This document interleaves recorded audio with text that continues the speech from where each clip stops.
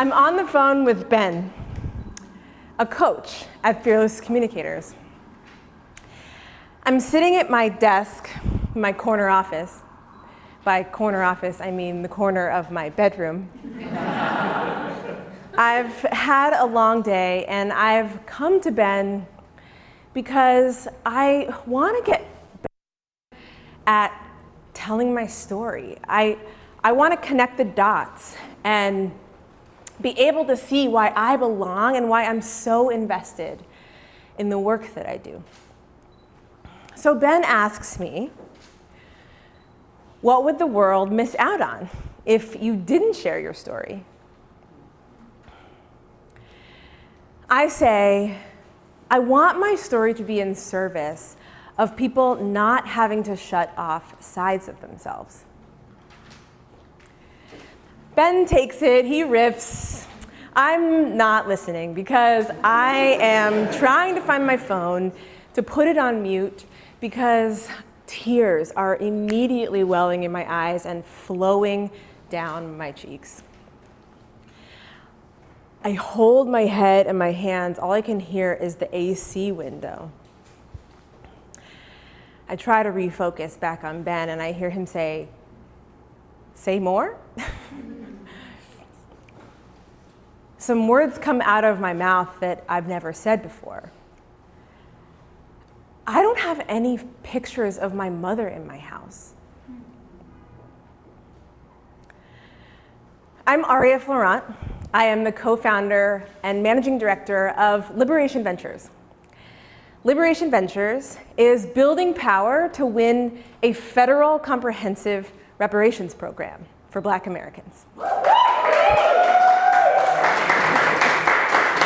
Yeah, it's clap-worthy.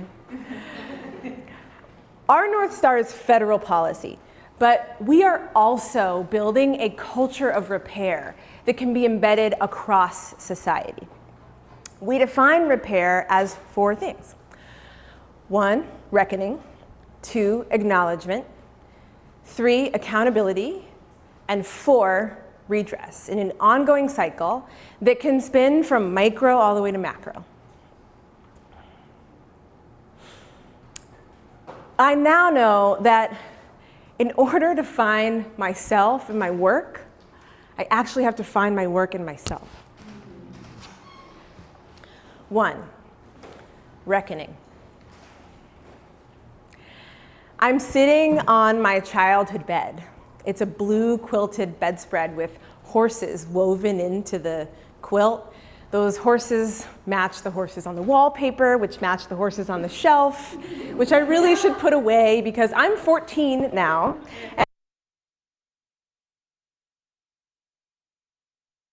Boyfriend, and it was really fun. And honestly, we didn't even really watch the movie because we were making out the entire time.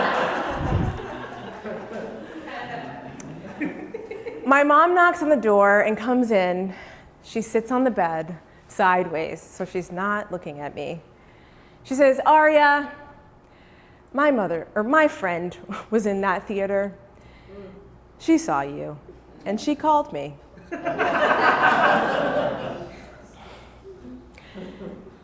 Aria, the rules are different for you.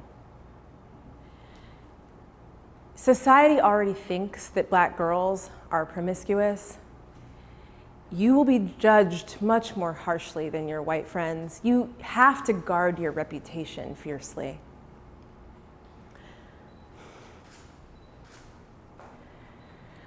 My teenage daydreaming deflates like a balloon, and I feel so small. My face is hot. It's an interesting message coming from my white mom. I mean, and my boyfriend's white, and pretty much everyone in Fort Collins, Colorado, where I'm growing up, is white. I feel like there's a spotlight on me all of a sudden, and that these eyes are drawn to me, shaming me. It's not fair. All the other girls are doing it. I feel the double consciousness come on. I'm reckoning with the difference between how I see myself and how anti-Blackness in the world sees me.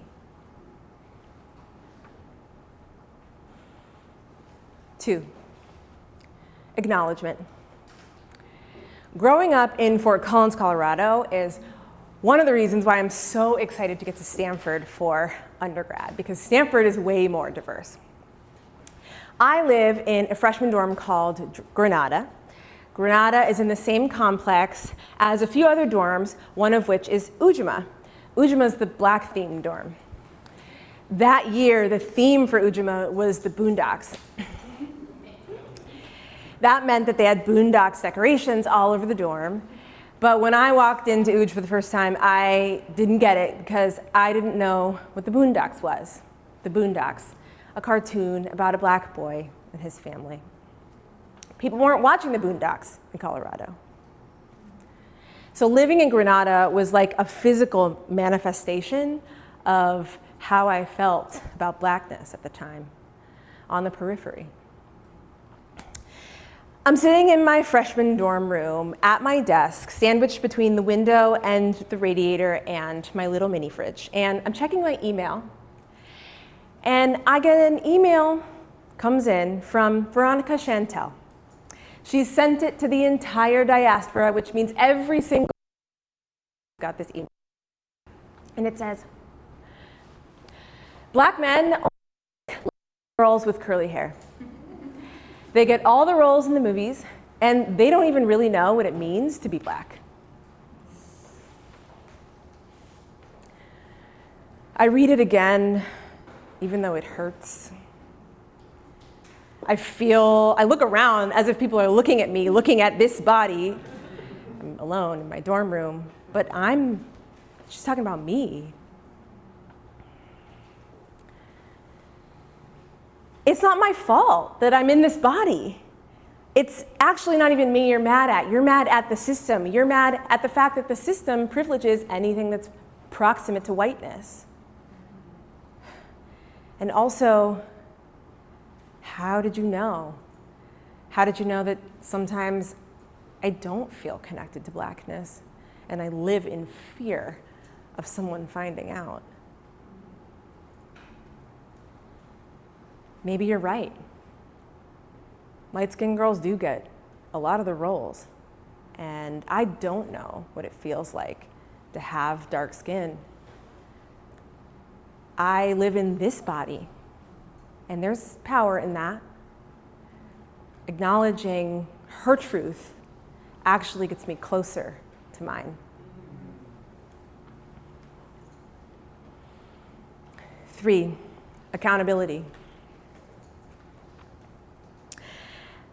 I'm sprawled out on the burgundy futon in my parents' den in Colorado.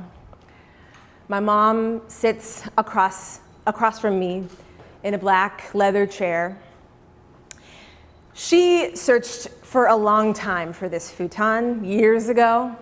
It's burgundy for a reason. It perfectly matches the Aboriginal painting hanging above it.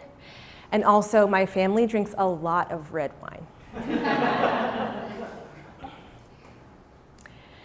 I'm refreshing the Instagram post that I just made about the last 2 weeks. We've been hanging out over the holidays. It's December 2020, stuck in the house because of COVID, and honestly, I don't mind it at all because I love my family. I'm with my parents, my brother, his fiance. My mom cuts the silence and says to me, Aria, you didn't post any pictures of me. Are you ashamed of me because I'm white? Her words hit me like a punch, and I punched them right away underneath the burgundy patterned rug. I'm unwilling to own the shame that I feel about having a white mom. Shame that I learned because of the pain and trauma that whiteness has caused Black communities.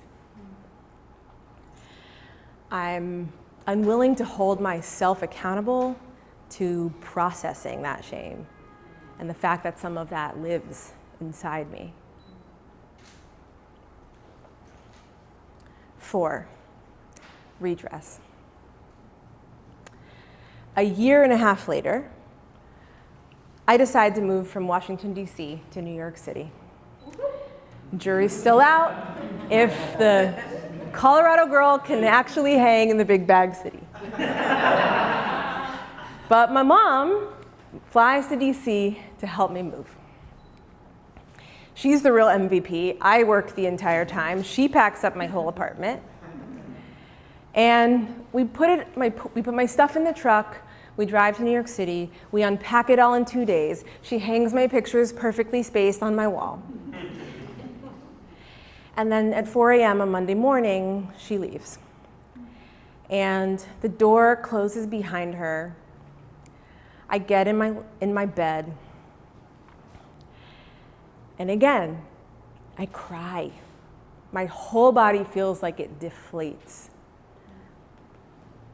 Tears are flowing. I'm in fetal position because all I want is my mom. My mom loves the whole me. And because of that, it's my refuge. Redress, for me, is refuge. It's safety. It's wholeness without shame. It's flooding the light and telling my whole story. Because I'm sick of the double consciousness. I'm sick of the shame around not being Black enough or having to prove my wokeness or prove anything, really. I'm sick of the shame that I have about my power, because that's actually what whiteness represents.